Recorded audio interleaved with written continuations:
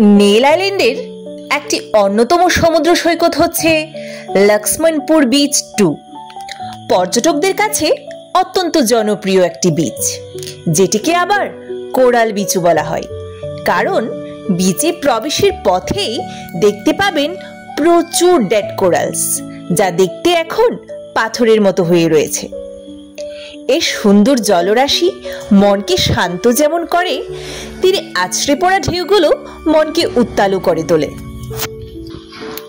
লক্ষ্মণপুর বিচের আরেকটি আকর্ষণ হচ্ছে ন্যাচারাল ব্রিজ।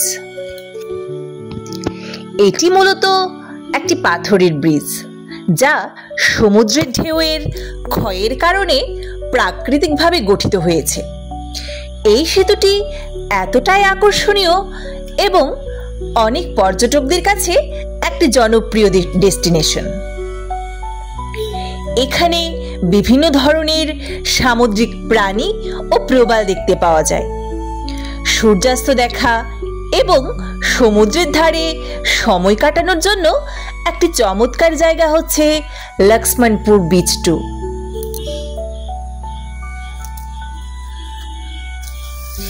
এটা ছিল লক্ষ্মণপুর বিচের দুপুর থেকে বিকালের দৃশ্য।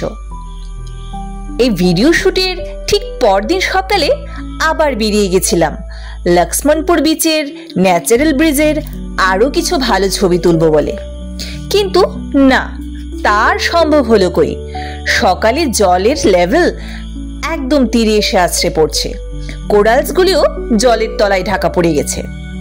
ব্রিজের এখানে যাওয়া তো সম্ভবই নয়, তবে সমুদ্রের এই দৃশ্যটাও খুবই আকর্ষণীয়।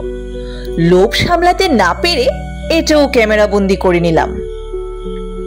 কোন দৃশ্যটি তোমাদের কাছে সুন্দর মনে হচ্ছে, প্রথমটা নাকি দ্বিতীয়টা? অবশ্যই কমেন্টে জানিও। আর হ্যাঁ, ভিডিওটি শেষ পর্যন্ত দেখার জন্য ধন্যবাদ সবাইকে।